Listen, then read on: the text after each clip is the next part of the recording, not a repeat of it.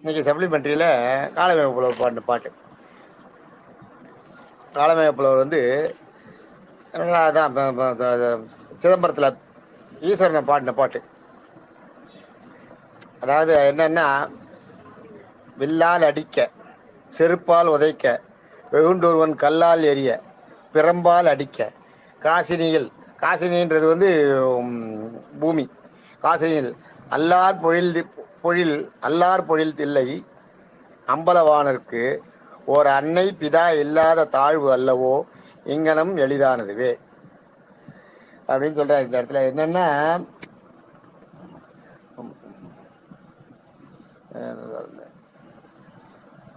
அல்லார் பொழில் தில்லை, அல்லார் பொழில் தில்லைன்னா இதுல வந்து அதாவது இப்போ அல்லுன்றது வந்து ஒரு ஊருடைய அழகு. அல்லார் ஊருடைய அழகு, பசுமையான ஒரு இயற்கையான அழகு இருக்கு இல்லையா, அதுதான் அல்லார்னு பேர்.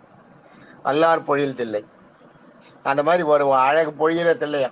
பொழியின அழகுன்னா அப்படியே அழகு சொட்டுறதுன்னுமே, அதுக்கு அர்த்தம். அது வரும்போது சொல்றேன். வில்லால் அடிக்க, வில்லால் அடிக்கன்னா வில்லால ஈஸ்வரன் அடிச்சது யாரு? அர்ஜுனன் பாசுபதாஸ்திரம் வாங்க போகும்போது அந்த கதை முதல்ல உங்களுக்கு சொல்லிருக்கேன். வேடனா எடுத்து வந்து ஒரு பன்றியை வேட்டையாடி 2 பேருக்கு சண்டையாகி வில்லால ஈஸ்வரன் அடிக்கிறான் அர்ஜுனன். ஈஸ்வரன் தெரியாம வில்லால் அடிக்க, செருப்பால் உதைக்க. அதே மாதிரி கண்ணப்பர் கதையை நம்ம பார்த்துக்கோம். செருப்பை காலால் வச்சு அந்த கதையை நான் உங்களுக்கு முதல்ல சொல்லிட்டேன். காலால் அதாவது காலில் அடையாளமாக செருப்பை கண்ணை வச்சுட்டு கண்ணை பிடுங்கி வைக்கிறார். இன்னொரு கண்ணும் ஒழுகிறது, ரத்தம் ஒழுகிறது. உடனே இன்னொரு கண்ணையும் பிடுங்கி வைக்கிறார். அதுக்கு அடையாளம் வேணுங்கிறதுக்காக காலை வச்சுக்கிறார் சிவன் தலைமையில. கல்லால் அடிக்க. ஆனால் இவர் என்ன சொல்றாரு, அதை வந்து வில்ல வந்து சண்டை போட்டது வந்து ஈஸ்வரனுக்கு தெரியாது. வேணுன்னே ஈஸ்வரன் நாட்டின நாடகம் ஆடி பாசுபதாஸ்திரத்தை கொடுக்குறாரு அர்ஜுனுக்கு. அதுக்காக வந்தார். அதுக்காக வந்து அது ஈஸ்வரனே ஆடின திருவிளையாடல். ஆனால் இவர் என்ன சொல்றாரு, அர்ஜுனன் வில்லால் அடிச்சான்றார். காலமேக வில்லால் அடிக்க, செருப்பால் உதைக்க. கண்ணப்பர் வந்து செருப்பால் உதைச்சாராம். அவர் உதைச்ச காரணம் நமக்கு இப்பதான் சொன்னார், அது தெரியும் உங்களுக்கு. வெகுண்டு ஒருவன் கல்லால் எரிய, அதாவது சாக்கிய நாயனார்னு ஒருத்தர், 63 நாயன்மார்கள் சாக்கிய நாயனார்னு ஒருத்தர், கல்லெறி நாயனார்னு சொல்லுவாங்க அவரை. அவர் என்னன்னா, தினம் ஈஸ்வரனை பார்த்த உடனே ஒரு கல் எடுத்து ஈஸ்வரன் மேல லிங்கத்து மேல போடன்னு அடிப்பாராம். வெளியில இருந்து ஒரு கல் எடுத்து அடிச்சுட்டு அப்புறம் போய் சாப்பிட்றதுக்கு போவாராம். அதுதான் அவரோட பூஜையோட, அவர் பூஜை பண்ற தன்மை அதுதான். அவருக்கு வந்து அது பூ மாதிரி, அவருக்கு அந்த கல் ஈஸ்வரன் தான் பூவா அதை ஏத்துனாராம். அதான் கல்லெறி நாயனார்னு பேர் அவர். அது வந்து ரொம்ப விசேஷமானது. அதாவது பக்தி அதிகமாகி என்ன செய்யறோன்னே தெரியாத அவங்க செய்யறது சரின்னு அவங்க மனசுல தோண்டும். கல்லால எரிஞ்சு வழிபடுறாரு. கல்லால எரிஞ்சு வழிபடுற அந்த எண்ணத்தை கொடுத்ததும் யாரு? ஈஸ்வரன் தானே. அதான் அது அரங்கநாதன் சொல்றாரு. எல்லாம் அவங்க சொல்றது தானங்க. நம்ம கிட்ட என்ன இருக்கு? அவர் சொல்றாரு, நம்ம செய்யறோம். அந்த எண்ணம் நம்மளுக்கு வந்ததும் அவரால் தானே அப்படின்னு ரங்கநாதன் சொல்லுவார் அடிக்கடி. அது மாதிரி அந்த கல் எரியிற அந்த எண்ணத்தை ஈஸ்வரன் நம்ம உண்டாக்கினது யாரு? ஈஸ்வரன் தானே. கல்லால் எரிஞ்சு வழிபடுங்க. இல்லாட்டா கல்லால் எரிய தப்புன்ற எண்ணம் மனசுல வர வேண்டாமா? கல்லால் அடிக்கிறியான்னு. அது கல்லை தூக்கி இப்போ ஈஸ்வரன் லிங்கத்து தலைமையில போட்டு பூஜை பண்ணிட்டு போவாராம். அதுதான் அவர் பூஜை பண்ற விஷயம், பூஜை பண்ற முறை. அதுதான் இங்க சொல்றாரு. ஆனா அவர் வந்து அன்பின் மிகுதியால அதை பூவா ஈஸ்வரன் ஏத்துக்கிறாரு. ஆனா இவர் என்ன சொல்றாரு, வெகுண்டொருவன் கல்லால் எரிய. ஒரு நாள் என்ன பண்ணிட்டாராம், அந்த சாக்கிய நாயனார் மறந்துட்டாராம். இந்த கல்லால ஈஸ்வரனை கல்லை இருந்து பூஜை பண்றதுக்கு மறந்துட்டு அப்படியே போயிட்டாராம். வெளியில போய் அதிதியை யாராவது வராளான்னு பார்க்கறதுக்கு போயிட்டாங்க. அப்படியே பார்த்துட்டு இருக்கும்போது அதிதியும் வந்துட்டார். யாரு? ஈஸ்வரனே வந்துட்டார். ஈஸ்வரனே அதிதியா வரார். வந்து சாப்பிட்றதுக்கு வரார். வந்து உள்ள வரார். ஈஸ்வரன் உட்காந்துட்டார். சாதத்தை போடுன்றார். அப்பதான் இந்த கல்லெறி நாயனாருக்கு, இந்த சாக்கிய நாயனாருக்கு அந்த ஞாபகம் வருது. அடடா, இன்னைக்கு ஈஸ்வரன் நம்ம கல்லால் அடிச்சு வழிபடலன்னு ஓடி போய் கோயிலுக்கு வெளியேன்னா இங்க உள்ள வந்து அந்த இவர் உட்கார்ந்துருக்காரு சிவவேண்டியார் சாப்பிட்றதுக்கு. அவர் எல்லையில உட்கார்ந்துருக்கும் போது அவர் விட்டும் போக முடியாது. அதனால வாசல் இருந்தே கல் எடுத்து தூக்கி அடிச்சாராம் லிங்கத்து மேல. அடிச்சப்புறம் அவன் வந்து அதை பார்த்து இருந்த சிவனடியார், எப்படி லிங்கத்தை நீ வந்து லிங்கத்து மேல கல்லால் அடிக்கிறோன்னே, அதெல்லாம் அதுதான் ஈஸ்வரன் ஏன் என் மனசுல அந்த மாதிரி தோண வச்சார், கல்லால் அடிச்சு வழிபடுறதுக்கு. அதனால நான் அந்த மாதிரி தான் வழிபடுவேன்னாரா. அதுக்கப்புறம் அவர் காட்சி கொடுத்துறாரு. ஈஸ்வரன் காட்சி கொடுத்து அவர் இன்னும் கொஞ்ச நாள் இருந்து நீ சிவனோட இதெல்லாம் வந்து இந்த சிவபுராணங்கள்லாம் வெளியில பரப்பி பக்தியை பரப்பிட்டு ஆன்மீக தொண்டு ஆற்றிட்டு அப்புறம் நீ என்கிட்ட வந்து சேருன்ட்டு போயிடுறார். அது ஒரு கல்லெறி நாயனார் கதைன்றது. அது வந்து இங்க என்னன்னா, வெகுண்டு ஒருவன் கல்லால் அடிக்க, அதாவது அந்த போயிட்டு மறந்துட்டமேன்ட்டு ஓடி வந்து கல்லால் எடுத்து அடிக்கிறாரு. அதுதான் வெகுண்டுன்றார். வெகுண்டு ஒருவன் கல்லால் எரிய. அடுத்தது பிறம்பால் அடிக்க. பிறம்பால் அடிக்கன்றது வந்து வந்தின்னு ஒரு கிழவி மதுரையில். அப்போ என்ன ஆயிடுச்சு, வைகையில் பயங்கர வெள்ளம். வெள்ளம் வந்து வைகையில் மண் எல்லாம் கரை உடச்சின்னு ஓடுறது ஊருக்குள்ளே வருது. அப்போ வந்து அந்த பாண்டியன் என்ன பண்ணுறான், அரிமர்த்தன பாண்டியன்னு பேர் அவன் பேர். அந்த பாண்டிய ராஜா பேர் அரிமர்த்தன பாண்டியன்னு பேர். அந்த ராஜா என்ன பண்ணுறான், வைகை கடை உடையிறது, அங்கங்கே பிரீச் ஆகிருக்கு, எப்போ எந்த நேரம் ஊருக்குள்ளே வெள்ளம் கொள்ளும் தெரியாது. அதனால வீட்டுக்கு ஒருத்தர் வரணும். வீட்டுக்கு ஒருத்தர் வந்து ஆளுக்கு அவாவா கரை கட்டணும், வேலை செய்யணும். அங்கே வந்து வைகைக்கு அணை கட்டினாதான், கரையை வந்து கட்டினாதான் முடியும், இல்லாட்டா முடியாது. அதனால வீட்டுக்கு ஒருத்தர் கட்டாயம் வரணுன்ற. வரணும்னா எல்லாரும் வரா. இந்த வந்து கிழவி முடியாதவ, ஒன்றுமில்லாத வெறும் புட்டு வீட்டில் சுட்டு சுட்டு ஜனங்களுக்கு வந்து போகிற வர ஜனங்களுக்கு கொடுத்துட்டு ஏதோ ₹1 ₹2 ஒரு காசு 2 காசு வரதை வச்சுட்டு அவள் காலம் தள்ளிட்டு இருக்கா. அந்த கேள்வி என்ன பண்ணுவா, அவளையும் வந்து ஒரு ஆள் நீ அனுப்பணும், அதெல்லாம் இல்லை, நீ வரணும், நீ வரலன்னா யாராவது ஒருத்தர் வரணும் அப்படின்னு சொல்லிட்டு போயிடுறாரு. இந்த கேள்வியா தவிச்சு போய் உட்காந்துருக்கா. அப்படியே ராஜா சொல்றது நியாயம்தான், ஒரு வீட்டுக்கு ஒருத்தர் வரணும். நம்ம எப்படி போய் நம்மளால அந்த மண்ணையெல்லாம் தூக்க முடியுமா, சமக்க முடியுமா? ஒரு மம்புட்டியே நம்மளால தூக்க முடியாது, நம்ம எங்கே போய் சமக்கிறதுன்னு அப்படி உட்காந்து இருக்கிறப்ப ஈஸ்வரன் வராருங்க. ஈஸ்வரன் வந்து ஒரு சாதாரண ஒரு ஆள் மாதிரி, ஒரு நல்ல ஜடகோத்திரமான ஒரு ஆள் மாதிரி வராரு. வந்து கேட்குறாரு, என்னன்னு வரலையா நீன்னு. நீ நீ வந்து அவர் கேட்குற பாட்டிக்கிட்ட, பாட்டி நீங்கள் போலையா மண் வெட்டுறதுக்கு அப்படின்னு. நான் எங்கேப்பா போகிறது, எனக்கு உடம்பு இல்லை, எனக்கு உடம்பு சரியில்லை, நான் வயசானவன், நான் போய் எப்படி மண் வெட்டி சுமக்க முடியும்? ராஜாவோ இது பண்ணிட்டுவான் எல்லா இடத்துக்கும். அவங்களுக்கு ராஜா என்ன பண்ணுறாருங்க, அங்கே அந்த கரையில் ஆளுக்கு ஒவ்வொரு இடம் கொடுத்துட்றாரு. இந்த இடம் வரைக்கும் நீ அடைக்கணும், ஒவ்வொரு வீடு இந்த இடம் வரைக்கும் அடைக்கணும், அப்போ தான் செய்வாங்கன்ட்டு அலாட் பண்ணி கொடுத்துட்றாரு. இந்த கேள்விக்கான இடம் அப்படியே இருக்கு, அங்கே யாரும் வேலை செய்யல. மற்ற இடத்துலலாம் அப்போ தான் போய் வேலையை ஆரம்பிக்கிறாங்க. இவன் இந்த ஆள் வந்தோடனே இவன் கேள்வி அந்த அந்த அந்த ஒரு அந்த ஆள்கிட்ட கெஞ்சுற, எப்படியாலும் ஈஸ்வரன் தான் வந்திருக்காரு, ஒரு சாதாரண ஒரு வாலிபனா வந்திருக்காரு. கெஞ்சுறா, எப்படியாலும் எனக்கு கொஞ்சம் போய் எனக்கு அந்த இதை மண்ணை அடைச்சு கூட, எனக்கு வந்து யாரும் இல்லை, நீ யாரு, உனக்கு ஊர் ஏது என்ன எல்லாம் கேட்குறா. கேட்கும்போது சொல்கிறார், அவர் ஒருத்தன் வந்து ஒரு ஒருத்தி இருக்கா, அவள் வந்து பெரிய பணக்காரி தான், மதுரையிலே பெரிய பணக்காரி, ஆனால் என்ன பிச்சை எடுக்க விட்டா.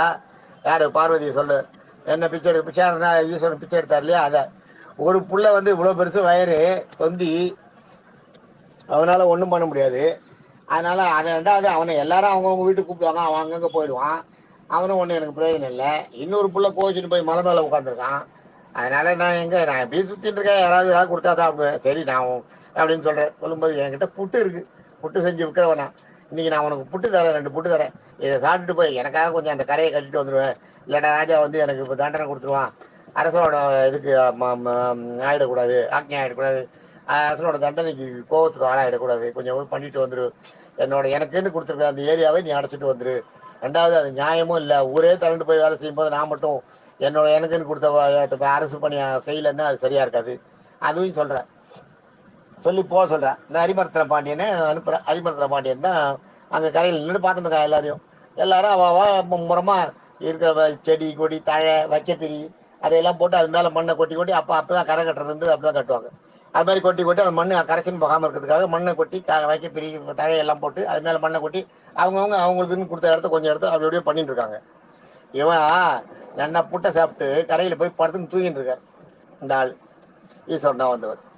இவன் பாண்டியன் பார்க்குறான், எல்லாரும் அப்படி இப்படி ஓரளவு செய்கிறாங்க, இவன் ஒன்றுமே பண்ணல, பேசாமல் உட்காந்துருக்கான். இவன் ஒரு பாண்டியனுக்கு கோவம் வந்துட்டு, இவன் நல்ல கிழங்கு மாதிரி இருக்கான் ஆள், இவன் வந்து இந்த வேலையை செய்யாமல் இங்கே வந்து நீ கூப்பிட்டு தட்டி கேட்குறாரு, நீ யார், நீ எதுக்கு வந்த? இல்லை நான் வந்தி பாட்டிக்காக நான் அவங்களோட பங்கை வேலை செய்யறதுக்கு வந்தேன், கரை அடைக்கிறதுக்கு வந்தேன் அப்படின்றார். கரை அடைக்கிறதுக்கு வந்தேன்னா பேசாமல் இருக்க, வேலையை செய்யா அப்படின்றார். கரையை அடைப்பேனா, நீங்கள் போங்கன்றான் ராஜா கிட்ட. ராஜாவுக்கு கோவம் வந்துட்டு, ராஜா கிட்டலாம் அந்த மாதிரி பேச முடியாது இல்லையா, கோவம் வந்துட்டு கையில் வந்து சாட்டை வச்சுருப்பேன். அவன் சாட்டியை பளீர்னு ஒன்று அடிக்கிறார். அந்த இவனோட அதான் பிரம்பால் அடிக்கின்றது தான், முதுகுல ஓங்கி ஒரு அடி அடிக்கிறார்.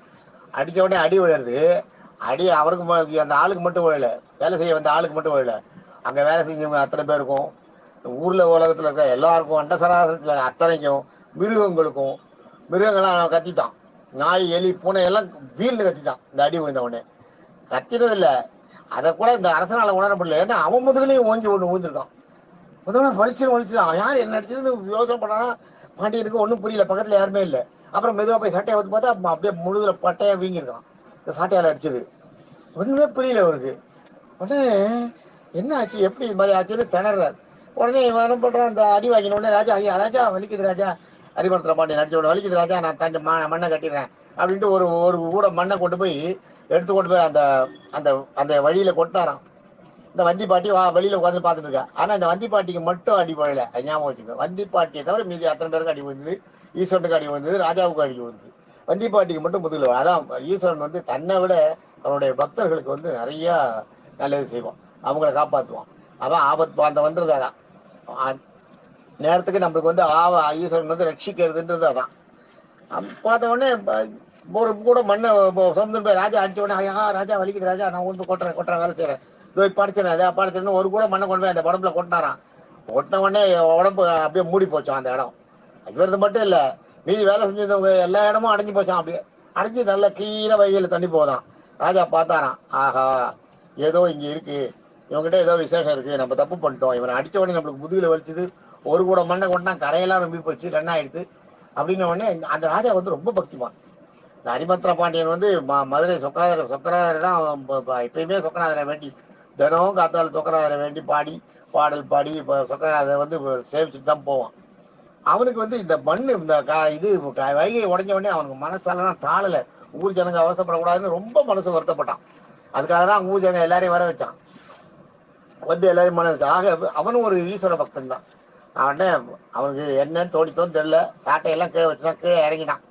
பல்லக்கு குதிரையை விட்டு கீழே இறங்கி, நீங்க யாரு, எப்படி நீங்க ஒரு கூட மண்ணு கொட்ட உடனே இந்த கரை எல்லாமே அடைஞ்சு போச்சு, உங்களை அடிச்சேன், உங்க முதுகுல விழுந்திருக்கு, அதே மாதிரி வலி அது என் முதுகுலையும் விழுந்திருக்கு, என் முதுகுல மட்டும் இல்ல இந்த நாய் பூனை என் குதிரை முதுகுல கூட விழுந்திருக்கு, என் குதிரை முதுகுல கூட விழுந்திருக்கு. அதனால நான் என்ன பண்ண முடியும், இது யாரு நீங்கன்னு கேட்கறேன். கேட்ட அப்புறம் ஈஸ்வரன் வந்து காட்சி கொடுக்குறார். சொக்கநாதர் வந்து மீனாட்சி அம்மையோட காட்சி கொடுக்குறார். காட்சி கொடுத்து, நான் வந்து அது பண்ணேன், இந்த வைகையை உடப்படுக்க வச்சது நான் தான், இதெல்லாம் நான் பண்ணினது நான் தான். வந்தி கழிவுக்கு காட்சி கொடுத்து வந்தி கழிவுக்கு மோட்சம் கொடுத்துட்றேன்.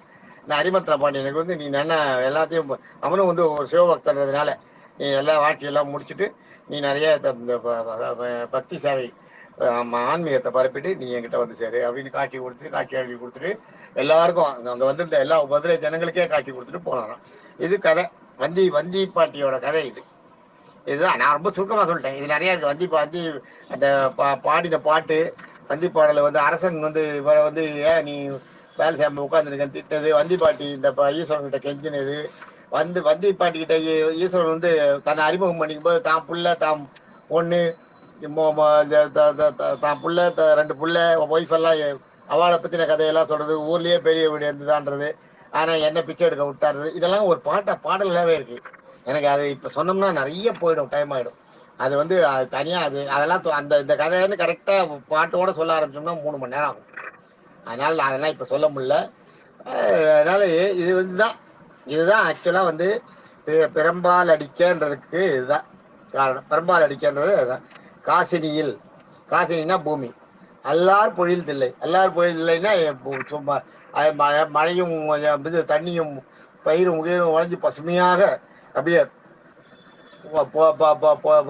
அழகு பொழிஞ்சிருக்கிற தில்லை அம்பலவாணருக்கு, அம்பலவாணர்னா நடராஜனுக்கு ஒரு அன்னை பிதா இல்லாத தாழ்வு. ஈஸ்வரன் வந்து தானே உருவானவர், சுயம்பு இல்லையா, அப்பா அம்மா இல்ல. அதை சொல்றாரு இவர் இங்க, ஒரு அன்னை பிதா இல்லாத தாழ்வு அல்லவோ இங்கனே எளிதானது. அப்படின்னா என்னன்னா, ஒரு அப்பா அம்மா இல்லாத அனாதின்னு நினைச்சுட்டு இவர் சொல்ல வந்திருக்கிறது அதான். ஒரு அப்பா அம்மா இல்லாத அனாதின்றதுனால ஈஸ்வரன் வந்து ஒரு அப்பா அம்மா இல்லாத அனாதின்றதுனால அவர் வந்து ஆதி முதல் தான் அவர் தான். ஆனா அதை வந்து அப்படியே அந்த வஞ்ச போய்ச்சி பாடும்போது ரொம்ப ஒரு மாதிரி இது வந்து இந்த மாதிரி புகழ்ந்து பேசுறது பழிக்கிற மாதிரி இருக்கும், ஆனா புகழ்ந்து பேசுறது அதான்.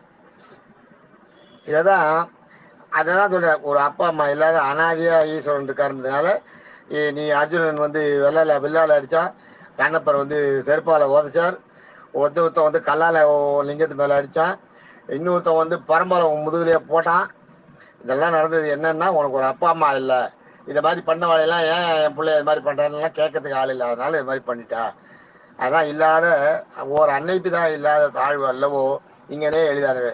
அப்பா அம்மா இல்லாதனால்தான் உங்களுக்கு இதெல்லாம் செய்யறது ஈஸியா போச்சு, ஒரு அப்பா அம்மா தான் இது மாதிரி செய்ய விட்டுப்பாள அப்படின்ற ரொம்ப அழகான பாட்டு இது. ரொம்ப அருமையா சொல்லியிருக்காரு. அதான் அதை கதையை இதை கேளுங்க. நீங்க என்ன பண்ணணும், முதல்ல வந்து இந்த இல்லாத தாழ்வு அல்லவோ இங்கனே எளிதானது, அது வந்து பின்னாடி வருது. வில்லால் அடிக்க, செருப்பால் உதைக்க, வெகுண்டொருவன் கல்லால் ஏறிய, பெரும்பால் அடிக்க காசினியில் அல்லால் பொழில் இல்லை அம்பலவாளருக்கு ஒரு அன்னை பிதா இல்லாத தாழ்வு அல்லவோ இங்கனே எளிதானதுவே அப்படிங்கிறது பாட்டு. இதை வந்து ரொம்ப அழகா சொல்லிருக்காங்க. வில்லால் அடிக்க செருப்பால் உதைக்க வருண்டொருவன் கல்லால் ஏறிய பெரும்பால் அடிக்க காசினியில் அல்லார் பொழில் இல்லை அம்பலவாளருக்கு ஒரு அன்னை பிதா இல்லாத தாழ்வு அல்லவோ இங்கனே எளிதானதுவே அப்படிங்கிறது பாட்டு. எல்லாம் எங்க அப்பா எனக்கு சொன்னது எனக்கு நல்லா ஞாபகம் இருக்கு. அது வந்து இங்கே எளிதானதுன்னா இதுதான் காரணம். நீ அதனாலதான் உனக்கு இது மாதிரி பண்ணிட்டான், உங்க அப்பா அம்மா இல்லாதனால. இந்த முதல் வரிய அம்பலவாணருக்கு ஒரு அன்னை பிதா இல்லாத தாழ்வு அல்லவோ இங்கே எளிதானதுவேன்னு படிச்சுட்டு அது என்ன எப்படி எளிதாச்சுன்னா வில்லால அடிச்சதையும் செருப்பால் உதைச்சதையும் கல்லால எரிஞ்சதையும் முதுகுல பரம்பால அடிச்சதையும் காரணத்தை சொல்றாரு. அருமையான பாட்டு. தேங்க்யூ.